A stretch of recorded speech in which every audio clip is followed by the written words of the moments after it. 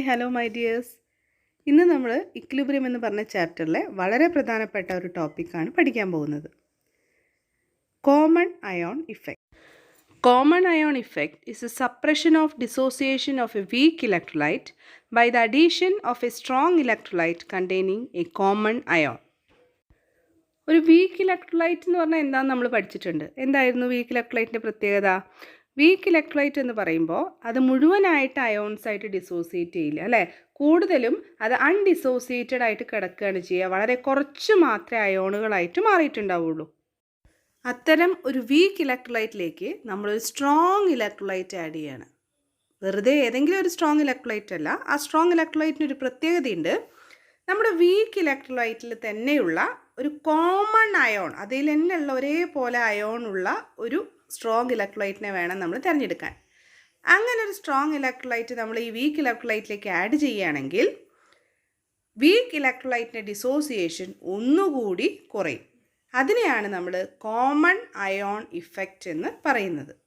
For example, CH3COOH acetic acid, അതൊരു week ഇലക്ട്രോലൈറ്റിന് എക്സാമ്പിളാണ്. ഈ CH3COOHലേക്ക് നമ്മൾ സ്ട്രോങ് ഇലക്ട്രോലൈറ്റ് ആയിട്ടുള്ള സോഡിയം അസറ്റേറ്റ് ആഡ് ചെയ്യാണ്. അതാണ് CH3COONA. അപ്പോൾ എന്താ സംഭവിക്കണേ നോക്കാം. CH3COOH ഡിസോസിയേറ്റ്സ് into CH3COO- and H+. അതിലേക്ക് നമ്മൾ CH3CONA ആഡ് ചെയ്തു. CH3CONA ഒരു സ്ട്രോങ് ഇലക്ട്രോലൈറ്റ് ആണ്. അത് എന്തൊക്കെയായിട്ടാണ് ഡിസോസിയേറ്റ് ചെയ്യുക? CH3COO- and Na+. ഇതിൽ നോക്കൂ, ഇതിൽ കോമൺ ആയിട്ട് ഏതുണ്ട്? CH3COO- എന്ന് പറയുന്ന അയോൺ ഉണ്ട്, അല്ലേ? അപ്പോൾ CH3COO- എന്ന് പറഞ്ഞാൽ അസറ്റേറ്റ് അയോൺ എന്നാണ് കേട്ടോ അതിനെ വിളിക്കുക. അപ്പോൾ ഇവിടെ പ്രോഡക്റ്റ് സൈഡിലുള്ള CH3COO- കോൺസെൻട്രേഷൻ കൂടി. ലേ ഷാറ്റ്ലിയേഴ്സ് പ്രിൻസിപ്പിൾ അനുസരിച്ച് നമ്മൾ പഠിച്ചിട്ടുണ്ട്. ഒരു ഇക്വിലിബ്രിയത്തിലുള്ള സിസ്റ്റത്തിൻ്റെ കോൺസെൻട്രേഷനിലോ ടെമ്പറേച്ചറിലോ പ്രഷറിലോ എന്തെങ്കിലും മാറ്റം വരുത്തിയാൽ സിസ്റ്റം അത് പിന്നെയും ഇക്വിലിബ്രിയം തന്നെ റീഗെയിൻ ചെയ്യാനായിട്ട് ശ്രമിക്കുമെന്നുള്ളത്. അപ്പോൾ ഇവിടെ CH3COO- അതായത് പ്രോഡക്റ്റ് സൈഡിലുള്ള ഒരു സബ്സ്റ്റൻസിൻ്റെ കോൺസെൻട്രേഷൻ കൂടിയപ്പോൾ സിസ്റ്റത്തിന് മുന്നിലുള്ള വഴി എന്താണ്? ആ CH3COO- തിരിച്ച് CH3COOH അതായത് റിയാക്റ്റൻ്റ് ആക്കി മാറ്റുക. അതായത് ഈ റിയാക്ഷനിൽ ഇക്വിലിബ്രിയം മെയിൻറ്റെയിൻ ചെയ്യാനായിട്ട് സിസ്റ്റം എന്താ ചെയ്യുക? ബാക്ക്വേർഡ് റിയാക്ഷൻ ഫേവർ ചെയ്യും. അല്ലെങ്കിൽ നമുക്ക് പറയാം ഫോർവേഡ് റിയാക്ഷൻ ഡിക്രീസ് ചെയ്യും. റേറ്റ് ഓഫ് റിയാക്ഷൻ ഡിക്രീസ് ചെയ്യും എന്ന് പറയാം. അതായത് CH3COOHൻ്റെ ഡിസോസിയേഷൻ കുറയ്ക്കും. അതായത് ഇവിടെ അസറ്റേറ്റ് അല്ലെങ്കിൽ CH3COO- എന്ന് പറയുന്ന ഒരു കോമൺ അയോണിൻ്റെ ഒരു ഇഫക്റ്റ് കാരണം വീക്ക് ഇലക്ട്രോലൈറ്റിലായിട്ടുള്ള അസറ്റിക് ആസിഡിൻ്റെ ഡിസോസിയേഷൻ സപ്രസ് ചെയ്യപ്പെട്ടു, അടിച്ചമർത്തപ്പെട്ടു.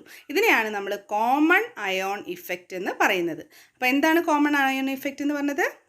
It is the suppression of dissociation of a weak electrolyte by the addition of a strong electrolyte containing a common ion. അപ്പോൾ ഒരു വീക്ക് ഇലക്ട്രോലൈറ്റിൻ്റെ ഡിസോസിയേഷൻ അടിച്ചമർത്തുക, സപ്രസ് ചെയ്യുക എന്ന് പറഞ്ഞാൽ അടിച്ചമർത്തുക അല്ലെങ്കിൽ ഡിക്രീസ് ചെയ്യുക. എങ്ങനെയാണ്? By the addition of a strong electrolyte containing a common ion. ഒരു പൊതുവായിട്ടുള്ള അല്ലെങ്കിൽ ഒരു കോമൺ ആയിട്ടുള്ള അയോൺ ഉള്ള ഒരു സ്ട്രോങ് ഇലക്ട്രോലൈറ്റ് ആഡ് ചെയ്യുക വഴി ഒരു വീക്ക് ഇലക്ട്രോലൈറ്റിൻ്റെ ഡിസോസിയേഷൻ കുറയ്ക്കുന്നതിനെയാണ് കോമൺ അയോൺ ഇഫക്റ്റ് എന്ന് പറയുന്നത്. Now let us take another example. ഇവിടെ നമ്മൾ എടുത്തിരിക്കുന്നത് അമോണിയം ഹൈഡ്രോക്സൈഡ് ആണ്. അമോണിയം ഹൈഡ്രോക്സൈഡിൻ്റെ പ്രത്യേകത, അമോണിയം ഹൈഡ്രോക്സൈഡ് വീക്ക് ബേസ് ആണ്. അപ്പോൾ അമോണിയം ഹൈഡ്രോക്സൈഡ് ഡിസോസിയേറ്റ് ചെയ്ത് എന്തൊക്കെയാണ് കിട്ടുന്നത്? NH4+ഉം OH- കിട്ടുന്നുണ്ട്. അപ്പോൾ പൊതുവെ മടിയനായ ഈ അമോണിയം ഹൈഡ്രോക്സൈഡ് എന്ന് പറയുന്ന ഇലക്ട്രോലൈറ്റിലേക്ക് നമ്മൾ NH4Cl എന്ന് പറയുന്ന ഒരു സ്ട്രോങ് ഇലക്ട്രോലൈറ്റ് ആഡ് ചെയ്യാണ്. അപ്പോൾ അവിടെ കോമൺ ആയിട്ട് എന്തുണ്ട്? NH4+ എന്ന് പറയുന്ന അയോണിൻ്റെ കോൺസെൻട്രേഷൻ കൂടുന്നു, അല്ലേ? ഇവിടെ പ്രോഡക്ട്സിൻ്റെ സൈഡിലുള്ള NH4+ൻ്റെ കോൺസെൻട്രേഷൻ കൂടുന്നു. അതുകൊണ്ട് തന്നെ ഇക്വിലിബ്രിയം നഷ്ടപ്പെട്ടു. അപ്പോൾ സിസ്റ്റം ഇക്വിലിബ്രിയം പിന്നെയും ലഭിക്കാൻ വേണ്ടിയിട്ട് സിസ്റ്റത്തിന് എന്താ ചെയ്യാൻ പോണത്? ഈ NH4+ൻ്റെ കോൺസെൻട്രേഷൻ കുറയ്ക്കണം, അല്ലേ? കുറയ്ക്കാൻ വേണ്ടിയിട്ട് സിസ്റ്റം എന്ത് ചെയ്യും?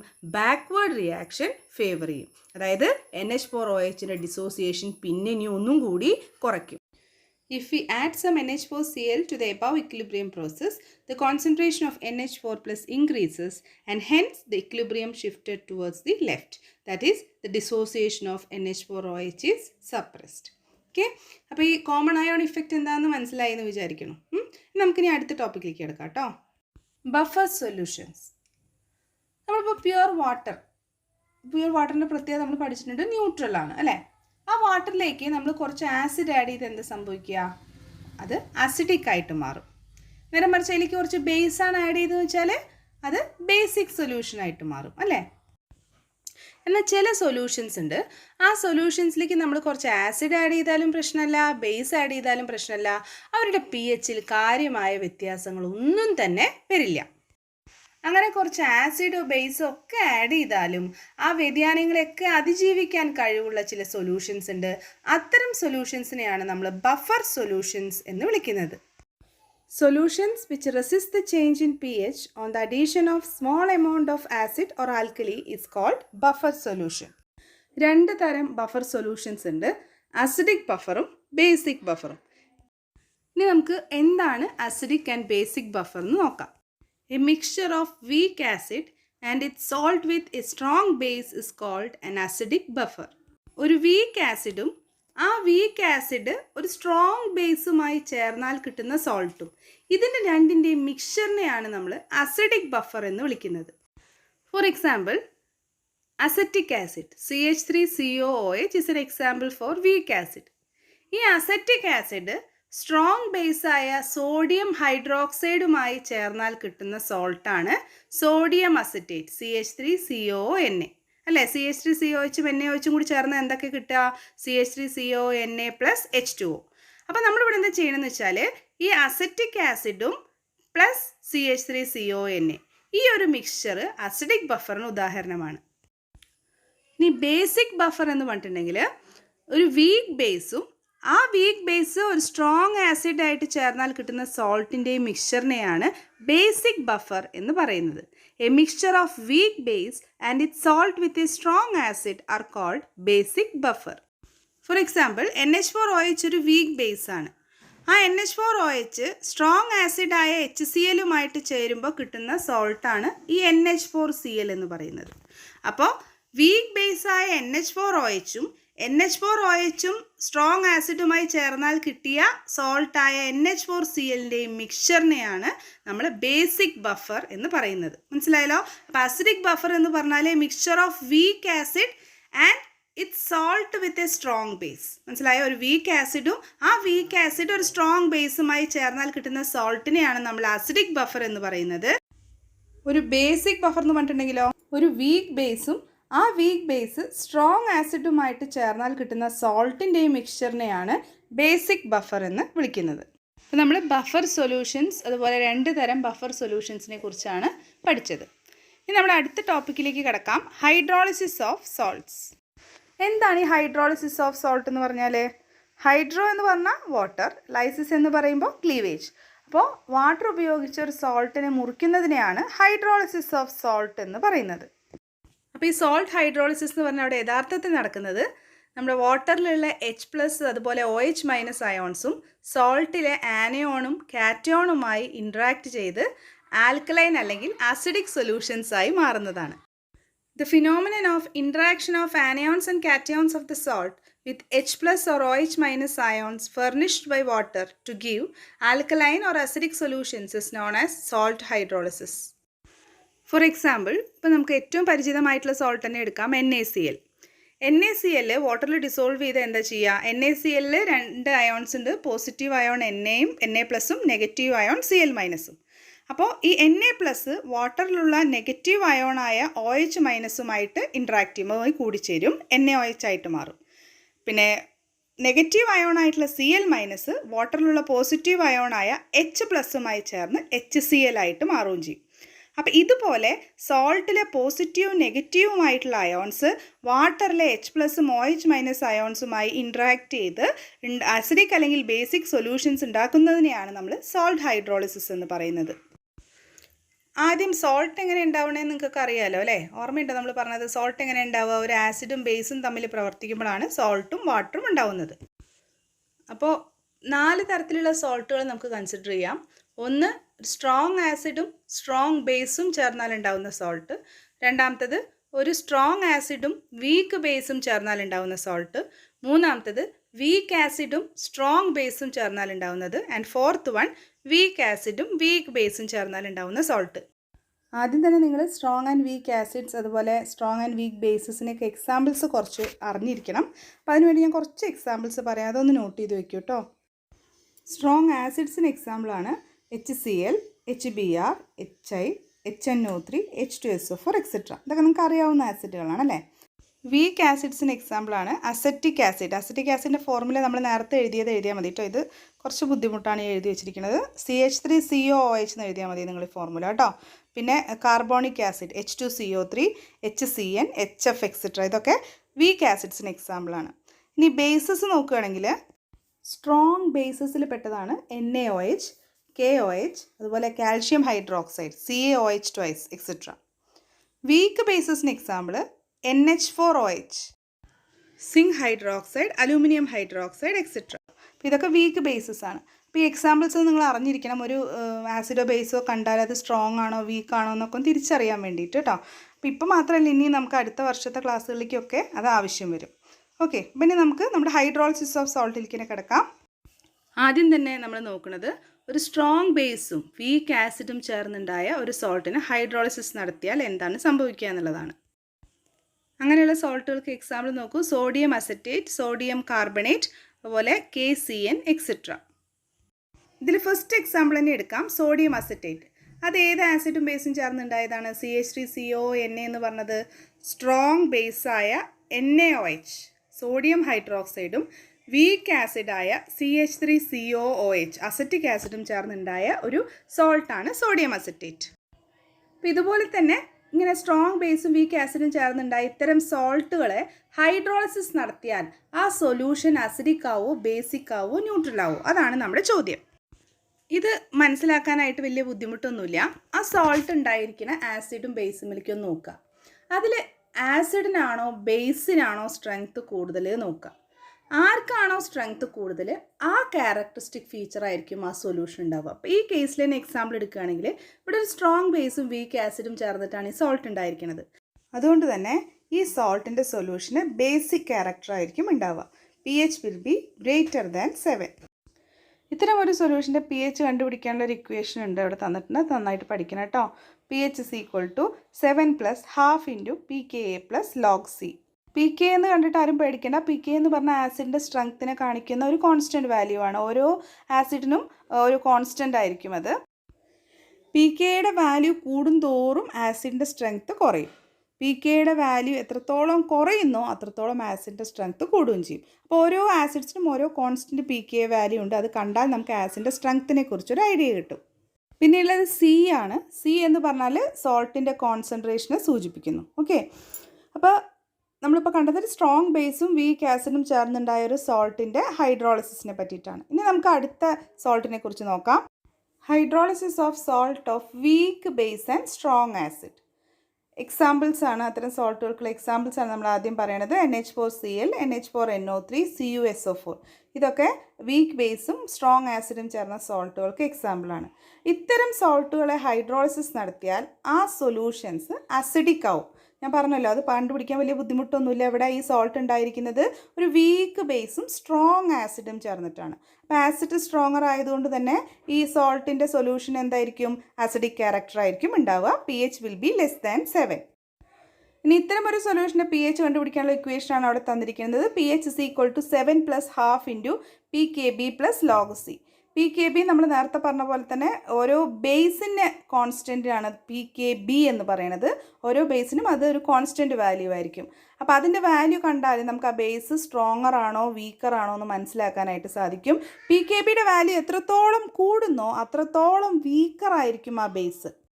ഒരു വീക്ക് ബേസും സ്ട്രോങ് ആസിഡും ചേർന്നിട്ടുള്ള ഒരു സോൾട്ടിൻ്റെ pH കണ്ടുപിടിക്കാൻ വേണ്ടിയിട്ടുള്ള ഇക്വേഷൻ അപ്പോൾ 7 plus half into pKb plus log C ആണ്. വീക്ക് ബേസ് ആയതുകൊണ്ട് നമ്മളിവിടെ pKb എന്നാണ് ഇക്വേഷൻ ഉപയോഗിച്ചിരിക്കുന്നത്. തൊട്ട് മുന്നേ കണ്ട ഇക്വേഷൻ എങ്ങനെയായിരുന്നു? അവിടെ വീക്ക് ആസിഡും സ്ട്രോങ് ബേസും ആയിരുന്നു. അപ്പോൾ നമ്മൾ ഉപയോഗിച്ച equation 7 plus half into pKa plus log C എന്നാണ്. അപ്പോൾ അതൊന്ന് ഓർത്തിരുന്നാൽ മതി. ഒരൊറ്റ വ്യത്യാസം രണ്ട് ഇക്വേഷൻസും തമ്മിലുള്ളൂ. വീക്ക് ബേസ് ഉള്ള സോൾട്ട് ആകുമ്പോൾ നമ്മൾ pKb എന്ന് ഉപയോഗിച്ചു. വീക്ക് ആസിഡ് ആയപ്പോൾ നമ്മളവിടെ pKa ആണ്. ആ ഒരു ടേമിൽ മാത്രമേ ഡിഫറൻസ് വരുന്നുള്ളൂ കേട്ടോ. ഇനി നമുക്ക് അടുത്തതായിട്ട് hydrolysis of salt of weak base and weak acid. Ammonium acetate, ammonium carbonate തുടങ്ങിയവയാണ് ഇത്തരം സോൾട്ടുകൾക്കുള്ള എക്സാമ്പിൾസ്. ഇതിനു മുമ്പ് നമ്മൾ കണ്ട 2 സോൾട്ടുകളിലും ഒരാൾ സ്ട്രോങ് ആയിരുന്നു, ഒന്നില്ലെങ്കിൽ ആസിഡ് അല്ലെങ്കിൽ ബേസ് സ്ട്രോങ് ആയിരുന്നു. അപ്പോൾ അത് നോക്കിയിട്ട് നമുക്ക് ഉണ്ടാവുന്ന സോൾട്ടിൻ്റെ സൊല്യൂഷൻ അസിഡിക് ആണോ ബേസിക് ആണോ എന്ന് പറയാൻ എളുപ്പമായിരുന്നു. പക്ഷേ ഇവിടെ അങ്ങനെയല്ല, ഇവിടെ ആസിഡും വീക്കാണ് ബേസും വീക്കാണ്. അപ്പം എങ്ങനെ ചെയ്യാം? അങ്ങനെയുള്ള കേസുകളിൽ എന്താ പറയുന്നത് വെച്ചാൽ solution may be neutral, acidic or basic depending upon the relative strength of acid and base formed. അതായത് ആ സോൾട്ടിനെ ഉണ്ടാക്കിയിരിക്കുന്ന ആസിഡും ബേസും രണ്ടും വീക്കാണെങ്കിൽ ആ സോൾട്ട് സൊല്യൂഷൻ അസിഡിക് ആവാം, ബേസിക് ആവാം, ന്യൂട്രൽ ആവാം. പക്ഷേ അത് എന്തിനെ ആശ്രയിച്ചിട്ടാണെന്നറിയോ? ഈ രണ്ടാളിൽ ഒരാൾക്ക് കുറച്ച് സ്ട്രെങ്ത് കൂടുതലുണ്ടാവും. അതിനെ ആശ്രയിച്ചാണ് ആ ഒരു ക്യാരക്ടറിസ്റ്റിക് ഫീച്ചർ ഉണ്ടാവുക. മൂക്കില്ല രാജ്യത്ത് മുറിമൂക്കൻ രാജാവ് എന്നൊക്കെ പറയില്ല, അതുപോലെയാണ്. രണ്ടുപേരും വീക്കാണെങ്കിലും കുറച്ച് സ്ട്രെങ്ത് ആർക്കാണോ കൂടുതൽ ആ സ്വഭാവമായിരിക്കും ആ സൊല്യൂഷൻ ഉണ്ടാവുക എന്നാണ് പറയുന്നത്. നേരത്തെ 2 കേസിലും നമ്മൾ പി എച്ച് കണ്ടുപിടിക്കാനുള്ള ഇക്വേഷൻ കണ്ടിരുന്നു. വീക്ക് ആസിഡ് ആയിരുന്നപ്പോൾ നമ്മൾ കണ്ട ഇക്വേഷൻ ഓർക്കുന്നുണ്ടോ? P H is equal to 7 + ½ × pKa + log C ആയിരുന്നു അല്ലേ? വീക്ക് ബേസ് ആയിരുന്നപ്പോഴോ P H is equal to 7 + ½ × pKb + log C ആയിരുന്നു. ഇനി രണ്ടും വീക്കായപ്പോൾ ഇക്വേഷൻ നോക്കൂ. P H is equal to 7 + ½ × pKa - pKb. ഈ ഇക്വേഷൻ പഠിക്കണം കേട്ടോ മക്കളെ. പ്രോബ്ലംസ് ഒക്കെ നമുക്ക് ചെയ്ത് നോക്കാം. ഇനി നമുക്കൊരു കാറ്റഗറി കൂടി ബാക്കിയില്ലേ സോൾട്ടുകൾ? ഏതൊക്കെയാണത്? Salt of strong base and strong acid. രണ്ടും സ്ട്രോങ് ആവുമ്പോൾ ആ സോൾട്ടിനെ ഹൈഡ്രോളിസിസ് ചെയ്താൽ എന്താ പറ്റുക? അപ്പോൾ ആസിഡും ബേസും സ്ട്രോങ് ആയിട്ടുള്ള സോൾട്ടുകൾക്ക് ഉദാഹരണമാണ് NaCl, KCl, NaNO3 അവിടെ കൊടുത്തിട്ടുണ്ടല്ലോ അതൊക്കെ കേട്ടോ. അപ്പോൾ ഇത്തരം സോൾട്ടുകളുടെ സൊല്യൂഷൻസ് ന്യൂട്രൽ ആയിരിക്കും. അപ്പോൾ അത് ബുദ്ധിമുട്ടൊന്നുമില്ല. Hydrolysis of salt of strong base and strong acid will lead to a neutral solution. അപ്പോൾ ഇങ്ങനെ സോൾട്ടുകളുടെ ഹൈഡ്രോളിസിസ് നടത്തിയാൽ കിട്ടുന്ന സൊല്യൂഷൻസ് അസിഡിക് ആണോ ബേസിക് ആണോ ന്യൂട്രൽ ആണോ എന്നുള്ള ചോദ്യം നമ്മൾ ക്വസ്റ്റ്യൻ പേപ്പറിലൊക്കെ ഒരുപാട് കണ്ടിട്ടുണ്ട്. അപ്പോൾ നിങ്ങൾ ആദ്യം മനസ്സിലാക്കേണ്ടത് ആ സോൾട്ട് എങ്ങനത്തെ ബേസും ആസിഡും ചേർന്ന് ഉണ്ടായിട്ടുള്ളതാണെന്ന് ആദ്യം കണ്ടെത്തണം. അതായത് ഇപ്പോൾ ഒരു എക്സാമ്പിൾ പറയുകയാണെങ്കിൽ ഇപ്പോൾ NaCl എക്സാമ്പിളായിട്ട് എടുക്കുകയാണെങ്കിൽ NaCl എന്ന് പറയുന്ന സോൾട്ട് ഉണ്ടായിരിക്കുന്നത് NaOH എന്ന് പറയുന്ന ബേസും HCl എന്ന് പറയുന്ന സോൾട്ടും ചേർന്നിട്ടാണ്. അപ്പോൾ ഇവിടെ NaOH സ്ട്രോങ് ബേസാണ്, HCl സ്ട്രോങ് ആസിഡാണ്. അപ്പോൾ ഒരു സ്ട്രോങ് ബേസും സ്ട്രോങ് ആസിഡും ചേർന്ന് ഉണ്ടായിരിക്കുന്ന സൊല്യൂഷൻ എന്താണെന്ന് നമ്മൾ പഠിച്ചത്? ന്യൂട്രൽ ആയിരിക്കും. അപ്പോൾ NaClൻ്റെ ഹൈഡ്രോളിസിസ് നടത്തിയാൽ നമുക്ക് ന്യൂട്രൽ സൊല്യൂഷനാണ് കിട്ടുക. അപ്പോൾ ഇതേപോലത്തെ നമുക്ക് ഏത് സോൾട്ട് കിട്ടിയാലും അതിൻ്റെ പാരൻ്റ് ആസിഡിനെയും ബേസിനെയും നമ്മൾ ആദ്യം ഐഡൻറ്റിഫൈ ചെയ്യണം. ആ ആസിഡും ബേസും സ്ട്രോങ് ആണോ വീക്ക് ആണോ എന്ന് നമ്മൾ കണ്ടെത്തുക. എന്നതിന് ശേഷം നമ്മൾ നോക്കുക ആ സൊല്യൂഷൻ അസിഡിക് ആണോ ബേസിക് ആണോ എന്നൊക്കെ ഉള്ളത്. അപ്പോൾ നമ്മൾ പറഞ്ഞു ഇപ്പോൾ ഒരാൾ സ്ട്രോങ് ആണെങ്കിൽ, അതായത് ഇപ്പോൾ ഫോർ എക്സാമ്പിൾ വീക്ക് ആസിഡും സ്ട്രോങ് ബേസും തമ്മിലുള്ള കോമ്പിനേഷൻ ആയിട്ടുണ്ടായ സോൾട്ട് ആണെങ്കിൽ അവിടെ ബേസാണ് സ്ട്രോങ്ങർ. അപ്പോൾ അതുകൊണ്ട് തീർച്ചയായിട്ടും ആ സോൾട്ട് സൊല്യൂഷൻ ബേസിക് ആയിരിക്കും. നേരെ മറിച്ച് ഒരു സ്ട്രോങ് ആസിഡും വീക്ക് ബേസിനെയും കോമ്പിനേഷൻ ഉണ്ടായ സോൾട്ട് ആണെങ്കിൽ അവിടെ ആസിഡാണ് സ്ട്രോങ്ങർ ആയിട്ടുണ്ടായിരുന്നത് അല്ലേ? അപ്പോൾ തീർച്ചയായിട്ടും ആ സോൾട്ടിൻ്റെ സൊല്യൂഷൻ അസിഡിക് ആവും. അപ്പോൾ അങ്ങനെ രണ്ടും വീക്ക് ആണെങ്കിലോ നമ്മൾ പഠിച്ചു അത് അസിഡിക്കോ ബേസിക്കോ ന്യൂട്രലോ ആവാം. അത് ആരാണ് കൂടുതൽ സ്ട്രോങ്ങർ എന്നുള്ളതിനെ ആശ്രയിച്ചിരിക്കും. അത് കണ്ടുപിടിക്കാൻ നമുക്ക് ഒരു pKa വാല്യൂയും pKb വാല്യൂ ഒക്കെ തരും. അത് വെച്ചിട്ട് ആ ഇക്വേഷൻ വെച്ചിട്ട് വേണം നമ്മൾ കണ്ടുപിടിക്കാനായിട്ട് കേട്ടോ. ഏതാണ് ആ equation? pH is equal to 7 + ½ × pKa - pKb. അപ്പോൾ നമ്മുടെ ഈ ടോപ്പിക്കും കഴിഞ്ഞു, ഹൈഡ്രോളിസിസ് ഓഫ് സോൾട്ട്. ഇനി നമ്മൾ അടുത്ത ടോപ്പിക്കിലേക്ക് കിടക്കുകയാണ്, സോലുബിലിറ്റി പ്രോഡക്റ്റ്. നമ്മളൊരു സ്പാരിംഗ്ലി സോലുബിൾ സോൾട്ട് കൺസിഡർ ചെയ്യുകയാണ്. എന്താണ് സ്പാരിംഗ്ലി സോലുബിൾ സോൾട്ട് എന്ന് പറഞ്ഞാൽ? കംപ്ലീറ്റ് ആയിട്ട് ഡിസോൾവ് ചെയ്യാത്ത സോൾട്ടിനെയാണ് നമ്മൾ സ്പാരിംഗ്ലി സോലുബിൾ സോൾട്ട് എന്ന് പറയുന്നത്. അതിനൊരു എക്സാമ്പിളാണ് ബേരിയം സൾഫേറ്റ്. അപ്പോൾ അത്തരം ഒരു സോൾട്ടിനെ നമ്മൾ വെള്ളത്തിൽ ഡിസോൾവ് ചെയ്താൽ കുറച്ച് ഭാഗം മാത്രമേ അയോൺസായിട്ട് ഡിസോൾവ് ചെയ്യുള്ളൂ, ബാക്കി സോൾട്ട് അതേപോലെ ഡിസോൾവ് ചെയ്യാതെ കിടക്കും. അപ്പോൾ അവിടെ ഒരു ഇക്വിലിബ്രിയം എക്സിസ്റ്റ് ചെയ്യും. ആരൊക്കെ തമ്മിലാണെന്നറിയോ? ഡിസോൾവ് ചെയ്ത് കിടക്കുന്ന അയോൺസും അൺഡിസോൾവ് ആയിട്ട് കിടക്കുന്ന ഈ സോളിഡിൻ്റെയും ഇടയിൽ ഒരു ഇക്വിലിബ്രിയം എക്സിസ്റ്റ് ചെയ്യും. നമുക്ക് ഈ റിയാക്ഷൻ ഇക്വിലിബ്രിയം കോൺസ്റ്റൻ്റ് എന്ന് എഴുതി നോക്കാം. Equilibrium constant K is equal to concentration of Ba2 plus into concentration of SO4 minus divided by concentration of BaSO4. ഇവിടെ BaSO4 സോളിഡ് ആണ്. ഇപ്പോൾ നമ്മൾ പഠിച്ചിട്ടുണ്ട് ഇക്വിലിബ്രിയം കോൺസ്റ്റന്റ് ഇക്വേഷനിൽ സോളിഡും ലിക്വിഡും ആയിട്ടുള്ളത് നമ്മൾ എഴുതേണ്ട ആവശ്യമില്ല. ഓർമ്മ ഉണ്ടോ? നമ്മൾ പറഞ്ഞിട്ടുണ്ടായിരുന്നു. അപ്പോൾ അതുകൊണ്ട് തന്നെ നമുക്ക് ആ BaSO4ൻ്റെ ടേം നെഗ്ലക്റ്റ് ചെയ്യാം. അപ്പോൾ നമുക്ക് എന്ത് എഴുതിയാൽ മതി? K is equal to concentration of Ba2 plus into concentration of SO4 2 minus എന്ന് എഴുതിയാൽ മതി. ഇനി ഇതിവിടെ ഒരു നമ്മൾ സോലുബിലിറ്റി പ്രോഡക്റ്റുമായിട്ട് ബന്ധപ്പെട്ട് ഇക്വിലിബ്രിയം കോൺസ്റ്റൻ്റ് ആയതുകൊണ്ട് അത് തിരിച്ചറിയാനായിട്ട് നമ്മളിവിടെ കെനെ KSP എന്ന് റീപ്ലേസ് ചെയ്യാണ്. അപ്പോൾ നമുക്കിപ്പോൾ കിട്ടിയ equation KSP is equal to concentration of Ba2 plus into concentration of SO4 2 minus. Here KSP is called the solubility product constant. ഇതിൽ ബേരിയം സൾഫേറ്റിൻ്റെ സോലുബിലിറ്റി എസ് ആണെന്ന് വിചാരിക്കുക. എന്താണ് സോലുബിലിറ്റി എന്ന് പറഞ്ഞാൽ എത്രത്തോളം സബ്സ്റ്റൻസ് പെർ ലിറ്ററിൽ ഡിസോൾവ് ചെയ്തിട്ടുണ്ട്, അതിനെയാണ് നമ്മൾ സോലുബിലിറ്റി എന്ന് പറയുന്നത്. ഇതിൽ നമുക്ക് ഓരോരുത്തരെയും സ്റ്റോഷിയോമെട്രിക് കോഎഫിഷ്യൻസ് ഒന്ന് എഴുതാം. ഇവിടെ ബേരിയം സൾഫേറ്റ് 1 ആണ്, Ba2 plus 1 ആണ്, SO4 2 മൈനസും 1 മോളാണ് അല്ലേ. അതായത് 1 മോൾ BaSO4 ഡിസോസിയേറ്റ് ചെയ്താൽ 1 മോൾ Ba2 പ്ലസും 1 മോൾ SO4 2 മൈനസും ഉണ്ടാവും. അപ്പോൾ ഇവിടെ എസ് മോൾസ് BaSO4 ഡിസോൾവ് ചെയ്താൽ എസ് മോൾസ് Ba2 പ്ലസും എസ് മോൾ SO4 2 മൈനസും ഉണ്ടാവും.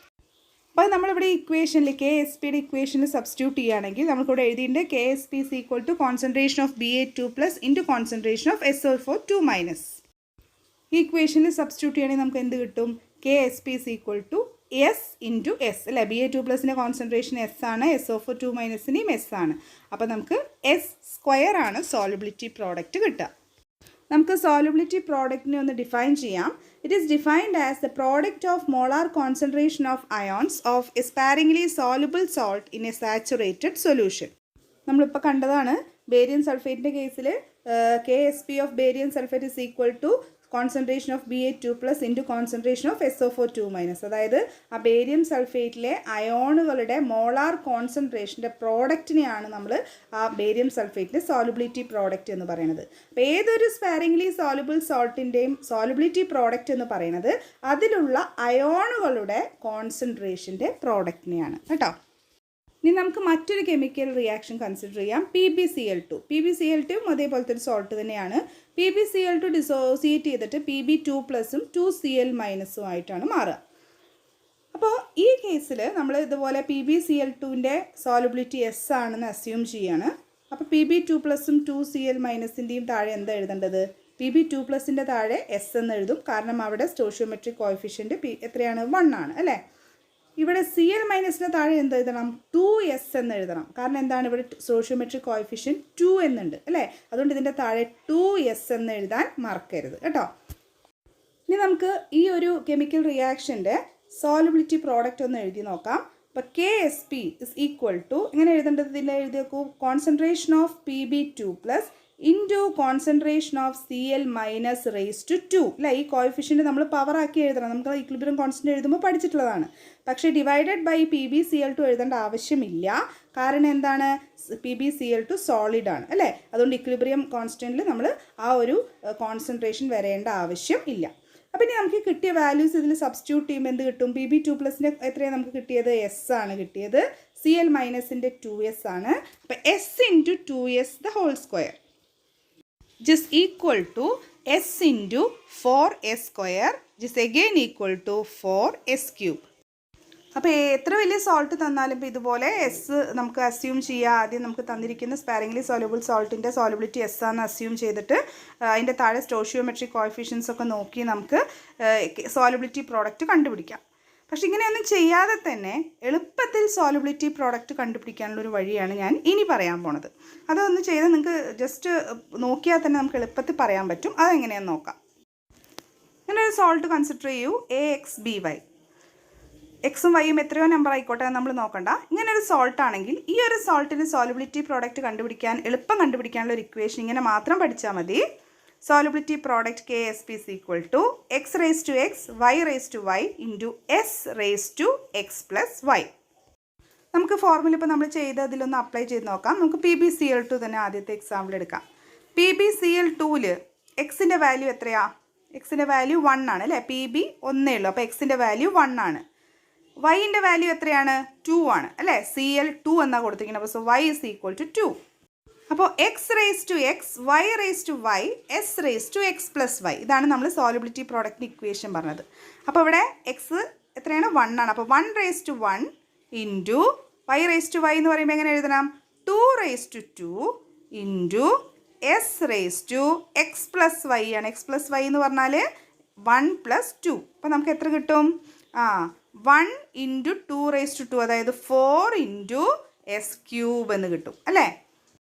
ഇത് തന്നെയാണ് നേരത്തെ നമ്മൾ ആ ഇക്വേഷനൊക്കെ എഴുതിയതിൻ്റെ താഴെ എസിൻ്റെ വാല്യൂ ഒക്കെ കൊടുത്ത് ആ ഇക്വിലിബ്രിയം കോൺസ്റ്റൻ്റ് ഒക്കെ കണ്ടുപിടിച്ച് അതിൽ അപ്ലൈ ചെയ്തപ്പോഴും കിട്ടിയത് ഈ 4s³ തന്നെയാണ്. അപ്പോൾ ഇതുപോലെ ഇനി എത്ര വലിയ സോൾട്ട് നമുക്ക് തന്നാലും നമുക്ക് ഈ ഒരു ഫോർമുല ഉപയോഗിച്ച് നമുക്ക് സോലബിലിറ്റി പ്രോഡക്റ്റ് കണ്ടുപിടിക്കാം. മനസ്സിലായോ? അപ്പോൾ നമുക്ക് ഇതുപോലത്തെ പ്രോബ്ലംസൊക്കെ നമുക്ക് ക്ലാസ്സിൽ വേറെ ചെയ്ത് നോക്കാം. അപ്പോൾ ഈ ഫോർമുല മറക്കരുത്. KSP = x⁻x y⁻y into s⁻x+y.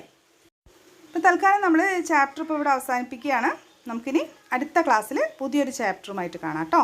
Okay, bye, thank U.